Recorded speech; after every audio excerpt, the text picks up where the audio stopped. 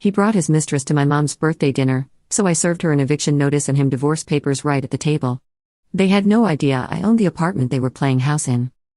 I didn't plan on exposing him that night, but when he brought her to our family dinner like she belonged there, something in me snapped. Let me back up. My name's Sarah, I'm 32, and until 6 months ago, I thought I had the perfect marriage. Ethan and I had been together for 8 years, married for 5. We had the house, the careers, the whole suburban dream package. What I didn't have was a husband who respected me enough to keep his affairs private. Looking back, the signs were all there. Ethan started coming home later, claiming work was crazy busy. His phone became surgically attached to his hand, face down on every surface like it contained state secrets. He'd roll his eyes when I'd suggest date nights, calling me predictable and boring. "Sarah, you're so traditional," he'd say with this condescending laugh. "Not everyone wants to spend Friday night watching Netflix and ordering takeout." What Ethan didn't know was that while he was busy calling me boring, I was quietly building an empire. See, my grandmother left me some money when I turned 25, and instead of blowing it on a fancy car or vacation, I started investing in real estate. Small properties at first, then bigger ones. I kept it low-key, registered everything under my business LLC, Grandma Rose Properties. Ethan knew I had some rental income but had no idea about the scope. The apartment complex on Maple Street? Mine. The duplex downtown? Also mine. The trendy loft building where all the Instagram influencers lived? Yep, that was mine too. 3 months ago, I started noticing weird charges on our joint credit card. Expensive dinners at restaurants I'd never been to. Victoria's Secret purchases in sizes that definitely weren't mine. And then the big one, a recurring monthly charge for $2,400 to something called Urban Living Rentals. My blood ran cold. I knew that company. They managed properties for small landlords who didn't want to deal with tenant relations directly. Including me. I called them up, pretending to be checking on one of my units. Oh yes, Mrs. Peterson. Unit 4B was rented out last month to a Mr. Ethan Mitchell. Lovely young couple, though the lease is only in his name. Couple. My husband was paying rent on an apartment I owned, for him and his side piece to play house in. The audacity was almost impressive. I could have confronted him then. Should've, probably. But something told me to wait. To watch. To gather evidence like my grandmother always said, "Sarah, baby, never go to war without ammunition." So I watched. I documented. I took screenshots of every suspicious charge, every late-night work emergency, every time he came home smelling like perfume that wasn't mine. And then came my mom's 60th birthday dinner. Mom had been planning this for weeks. Nothing fancy, just family, me, Ethan, my dad, my brother Jake, and Grandma Rose. Yes, the property empire was named after her. Mom made her famous lasagna, Dad bought the good wine, and I brought homemade tiramisu. It was supposed to be perfect. I was in the kitchen helping Mom with the garlic bread when I heard Ethan's voice in the foyer. "Everyone, I hope you don't mind, but I brought someone along. This is Jenna, we work together, and she didn't have anywhere to go tonight." I nearly dropped the bread pan. When I walked into the living room, I saw her. Jenna. 5'7", blonde highlights, Instagram perfect everything. She was wearing a red dress that probably cost more than my mom's monthly grocery budget, and she was standing just a little too close to my husband. "Hi everyone." Jenna chirped, flashing a smile that looked practiced in the mirror. "Ethan's told me so much about you all." My family looked confused. Dad raised an eyebrow. Jake's jaw actually dropped. Grandma Rose just stared with those sharp eyes that had seen through every lie I'd ever told as a kid. "Well," Mom said, ever the gracious hostess, "any friend of Ethan's is welcome. I'll set another place." Friend. Right. Dinner was torture.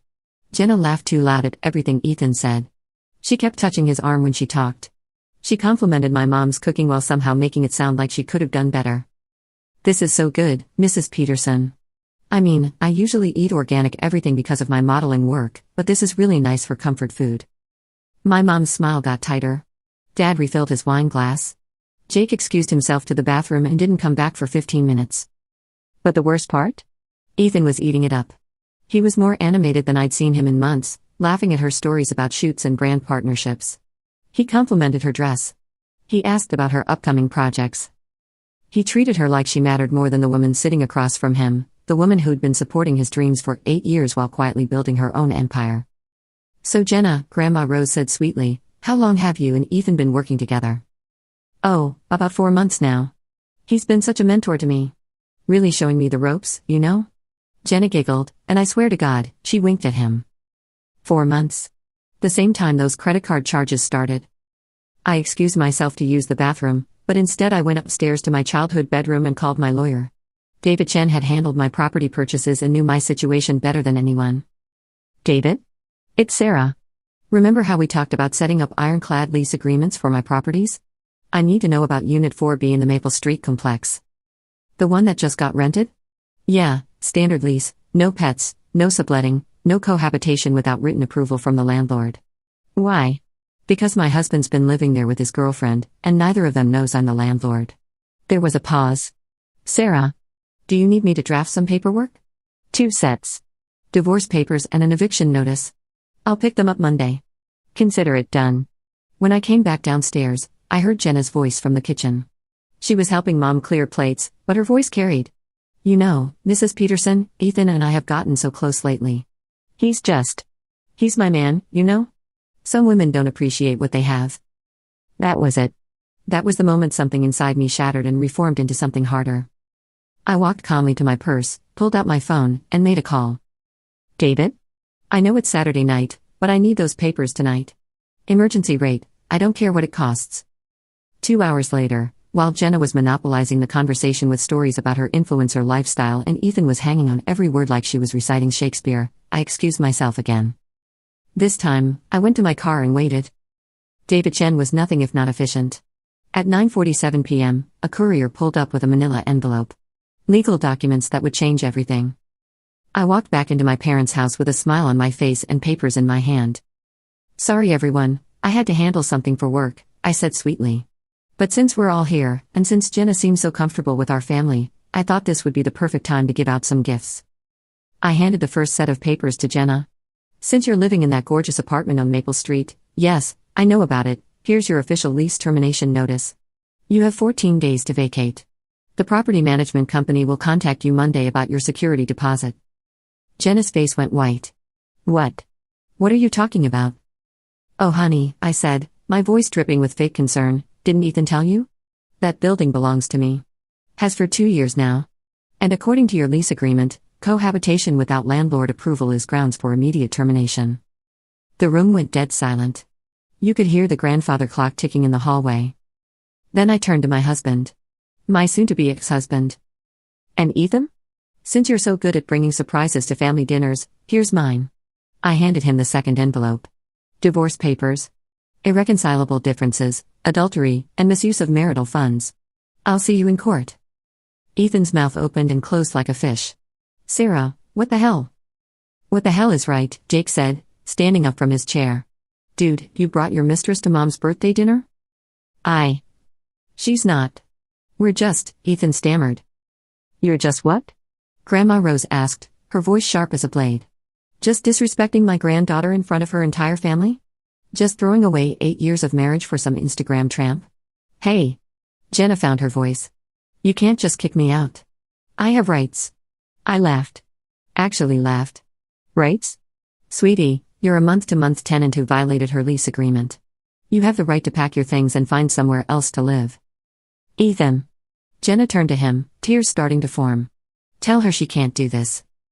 But Ethan was staring at the divorce papers like they might disappear if he looked hard enough. Sarah. Can we talk about this privately? Nope. I grabbed my purse and headed for the door. You wanted to make this public by bringing her here. So now it's public. Mom, Dad, thank you for dinner. It was illuminating. As I reached the door, I turned back one more time. Oh, and Jenna? Next time you want to steal someone's husband, maybe don't move into an apartment they own. Just a little life advice from someone who's clearly more boring and traditional than you thought. The last thing I heard as I walked to my car was Jenna screaming at Ethan about how he'd ruined everything and my grandmother's voice cutting through the chaos. Well, this is the most excitement we've had at a family dinner in years. I drove home to our empty house, poured myself a glass of the expensive wine Ethan had been saving for a special occasion, and started planning my new life. Because if he thought the dinner was bad, he had no idea what was coming next. They thought I was bluffing. Ethan begged, Jenna screamed, and I didn't even flinch. The next morning, I woke up to 17 missed calls and 43 text messages. Apparently, the reality of their situation had finally sunk in overnight. Ethan's messages started apologetic. Sarah, please, we need to talk. This is all a huge misunderstanding. Then they got desperate. I made a mistake. She means nothing. We can work this out. And finally, angry, you can't just destroy my life because you're jealous and vindictive. Jenna's messages were different. She started with threats, you can't just kick me out. I'll sue you. Then bargaining, I'll pay extra rent. I'll move out in a month. Please don't do this to me.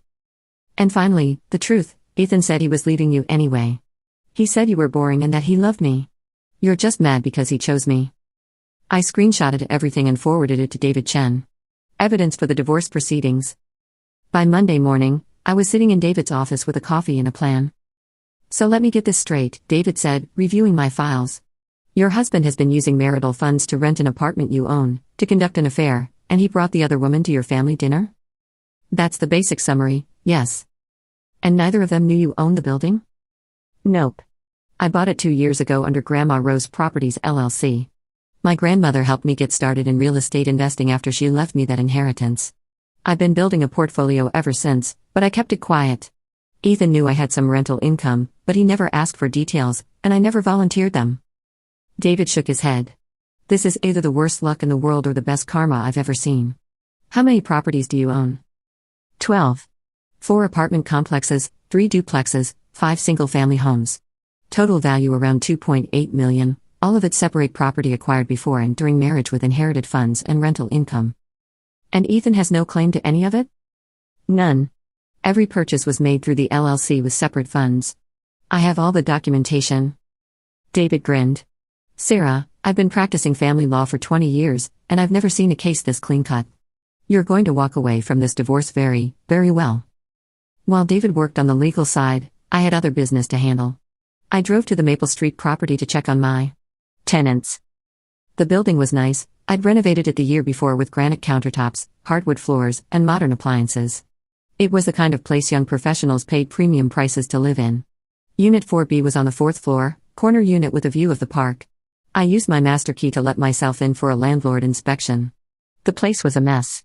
Jenna's clothes were everywhere, expensive makeup scattered across my bathroom counters, and there were professional photography lights set up in the living room. She was apparently running her Instagram business out of my apartment. I took photos of everything, including the ring light setup and the backdrop she'd mounted on my walls without permission. More lease violations. My phone rang while I was documenting the damage to my hardwood floors from her stiletto heels. Hello? You bitch. Jenna's voice was shrill through the speaker.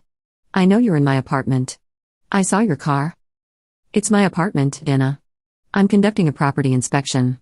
And based on what I'm seeing, you owe me a security deposit for damages, plus fees for unauthorized business use and wall modifications. You can't just. I can, actually. It's in the lease you signed. Section 12, subsection C. No business activities without written approval from the landlord. And Section 8, no modifications to the property without consent. You've violated both. There was silence, then, Ethan. Ethan, she's here. She's in the apartment. I heard Ethan's voice in the background, then he got on the phone. Sarah, this is harassment. You can't just break into our place. It's not your place, Ethan. It's my place. You've been paying rent to live in my building. Also, just so we're clear, you've been using our joint credit card to pay for an apartment I own, to cheat on me with a woman who's now been legally evicted. The irony is almost artistic. I didn't know you owned this place. Of course you didn't. You never bothered to ask about my business interests. You were too busy calling me boring and traditional while I was building an empire. I heard Jenna in the background. What does she mean, her empire? And that's when I realized they still didn't understand the scope of what they were dealing with. Ethan, sweetie, let me explain something to you. Remember when you used to joke about my little rental properties? Those little properties are worth almost $3 million. I own 12 buildings in this city, including the trendy loft complex where half of Jenna's influencer friends live. I am, quite literally, one of their landlords. The silence on the other end was beautiful. You're lying, Jenna said, but her voice was shaky. Am I? Ethan, remember when you made fun of me for spending so much time with Grandma Rose before she died? Those weren't just social visits. She was teaching me about real estate investment. She helped me buy my first property with the inheritance she left me, and I've been reinvesting the profits ever since. I had no idea. Of course you didn't. You were too busy thinking I was this boring housewife while I was becoming the kind of woman who owns the building you're standing in. I hung up and finished my inspection. The apartment would need professional cleaning, floor refinishing, and wall repair. I added it all to Jenna's growing bill. That afternoon, I got a call from my property management company. Mrs. Peterson? We've been getting some interesting calls about Unit 4B. The tenant is claiming you can't evict her because she's going to sue you for discrimination? I laughed. Discrimination against what? Homewreckers? People who damage hardwood floors with stilettos? Let her sue. I have a legal eviction notice, documented lease violations, and a very good lawyer. She also said something about her boyfriend owning the building? Her boyfriend has been renting the apartment. With money stolen from his wife. Who owns the building? It's been a very enlightening few days. By Wednesday, Jenna had hired a lawyer. Some guy who specialized in tenant rights and probably took her case thinking he could bully a small-time landlord into backing down. Big mistake. The lawyer called David, who conferenced me in. Ms. Peterson, my client has legitimate concerns about this eviction. She believes it's retaliatory and discriminatory. Retaliatory against what? I asked sweetly. The fact that she's sleeping with my husband? That's not a protected class under fair housing law. She also claims the eviction notice is invalid because she wasn't given proper notice of the landlord's identity. David jumped in. Actually, the lease clearly states that the property is managed by Urban Living Rentals on behalf of Grandma Rose Properties LLC. All communication goes through the management company. My client's identity as the owner is irrelevant to the lease agreement. Furthermore, I added, your client has violated multiple lease provisions. I have photographic evidence of unauthorized business activities, property damage, and unapproved modifications. She's lucky I'm only evicting her instead of suing for damages. The lawyer's tone changed. What kind of damages are we talking about? Floor refinishing, wall repair, deep cleaning, lost rental income while repairs are made. Probably around $8,000.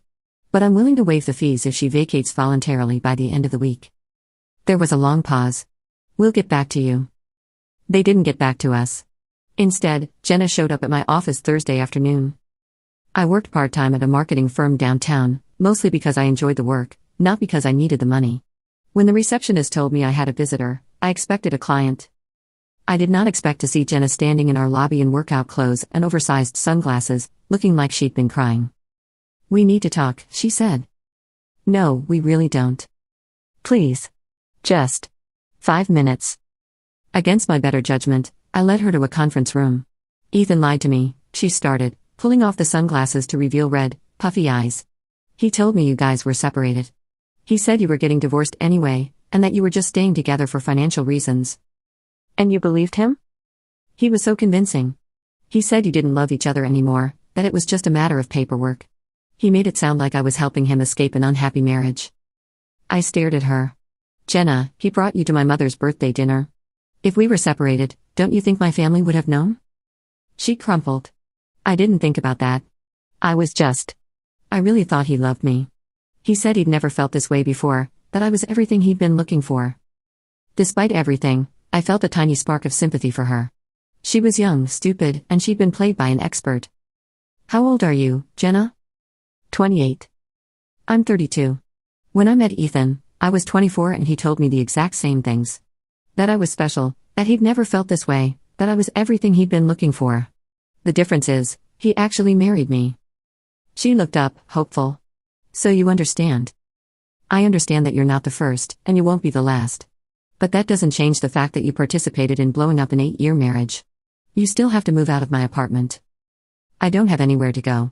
All my friends think I'm this horrible person now. My Instagram followers are down by 30,000. Nobody will work with me. How do your followers know about this?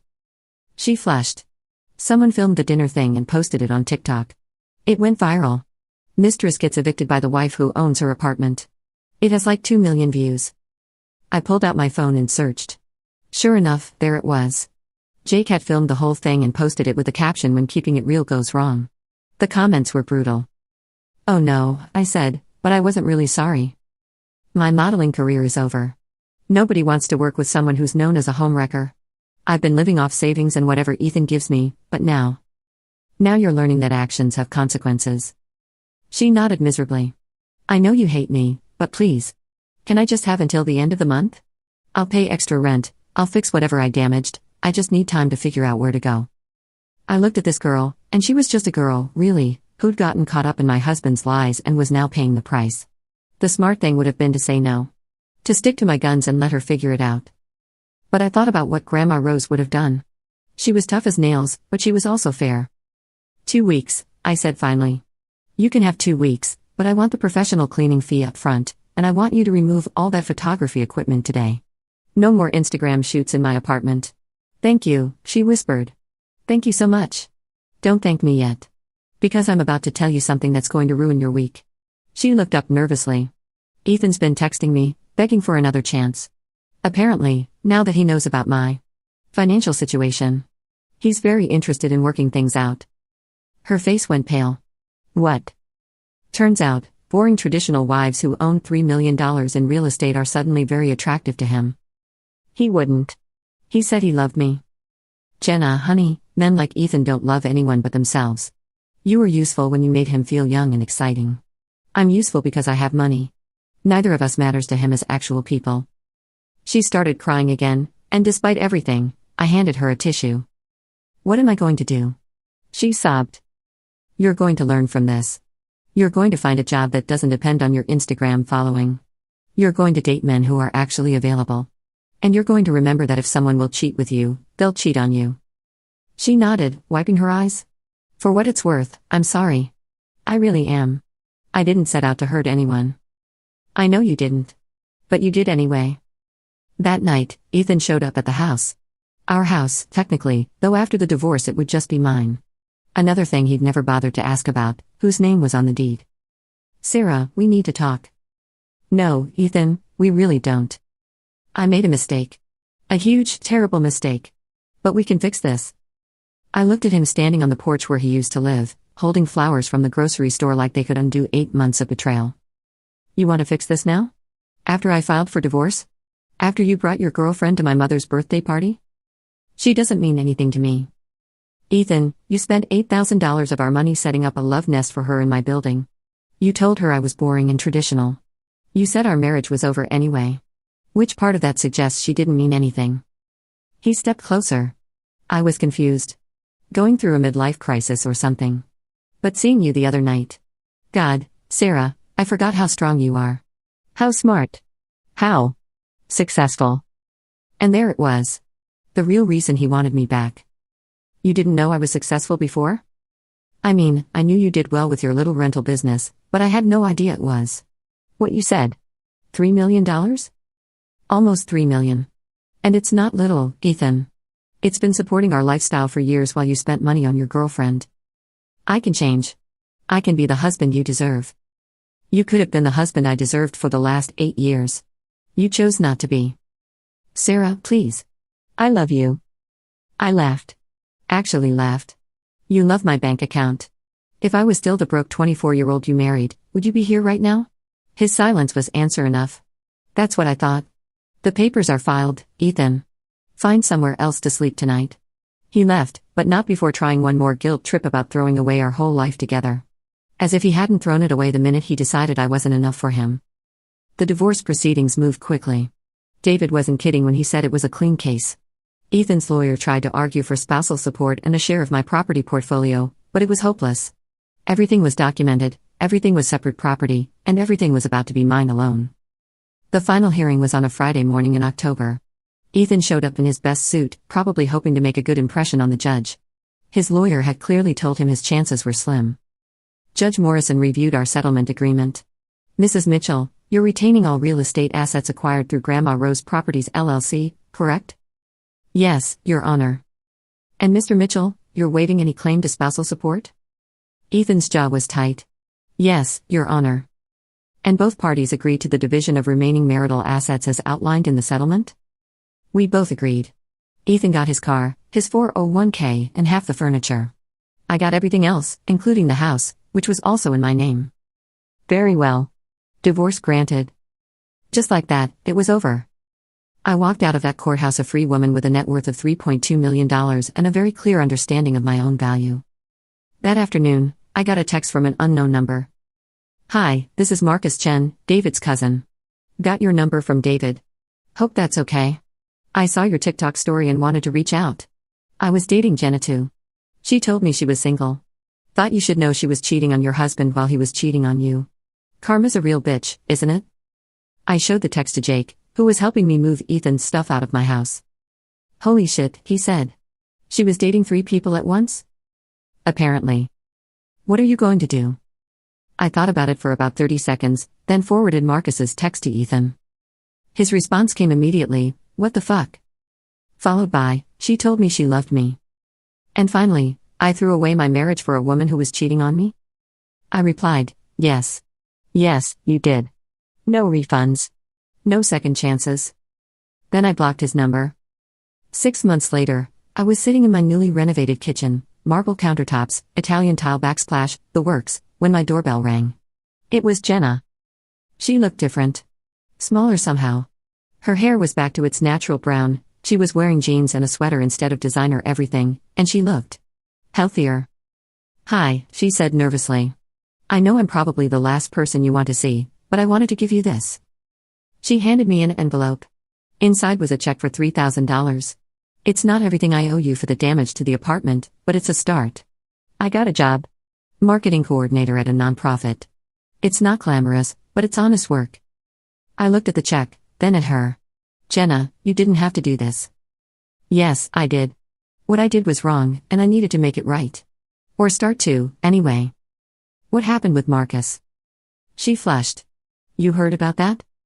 Ethan wasn't happy when he found out you were dating other people while you were dating him." "I was a mess," she said quietly. "I was dating 3 different guys, trying to figure out which one could give me the lifestyle I wanted. I wasn't thinking about anyone but myself. It was selfish and stupid, and I hurt a lot of people. Including yourself." "Yeah. Including myself."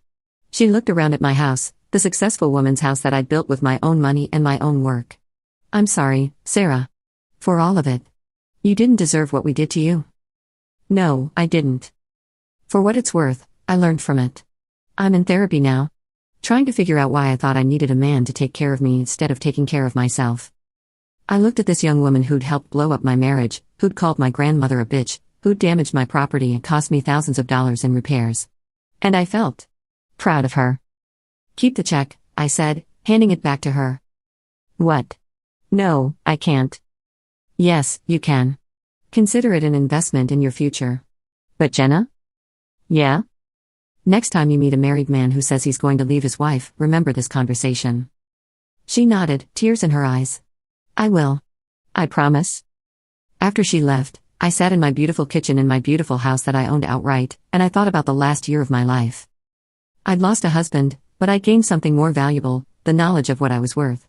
Not just financially, but personally. I was the woman who'd built an empire while her husband called her boring. I was the woman who'd faced down betrayal with legal papers and property deeds.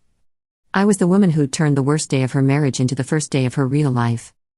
My phone buzzed. A text from Jake: "Sunday dinner at Mom and Dad's? They want to hear about the new property you bought." I smiled and typed back, "I'll bring dessert. And champagne. We have a lot to celebrate." Because I did have a lot to celebrate. My real estate portfolio was growing. My business was thriving. And best of all, I was free to build the life I actually wanted, instead of the life someone else thought I should settle for. Ethan texted me one more time, about a month after the divorce was final. I'd unblocked him to coordinate the last of the paperwork, and he took it as an invitation to try again. I know I messed up. But what we had was real. Don't you miss it at all? I looked at that text for a long time. Did I miss it? Did I miss being called boring and traditional while I built an empire? Did I miss having my success minimized and my dreams dismissed? Did I miss being cheated on and lied to and taken for granted? I typed back, "I miss who I thought you were. But that person never actually existed." Then I blocked him again. For good this time. These days, my life looks very different. I still work at the marketing firm, but only because I love the work. I still invest in real estate, but now I do it openly, proudly. I've started a mentorship program for young women who want to learn about property investment. Grandma Rose would be proud. And yes, I'm dating again. His name is Tom, he's a teacher, and when I told him about my business on our second date, his response was, "That's incredible. You must be so proud of what you've built." He was right. I am proud. I'm proud of the portfolio I built in secret. I'm proud of the way I handled my divorce. I'm proud of the woman I became when my marriage fell apart. But mostly, I'm proud that I learned my worth, and I learned it from the people who tried to convince me I was worthless. Because sometimes the best revenge isn't getting even. Sometimes the best revenge is living so well that your enemies can't help but see what they gave up. And every time I drive past that apartment building on Maple Street, I smile and remember the night I served divorce papers at my mother's birthday dinner. It wasn't the evening any of us planned, but it was exactly the evening I needed. After all, I may be boring and traditional, but I'm also rich, successful, and free. And that's a pretty good trade-off.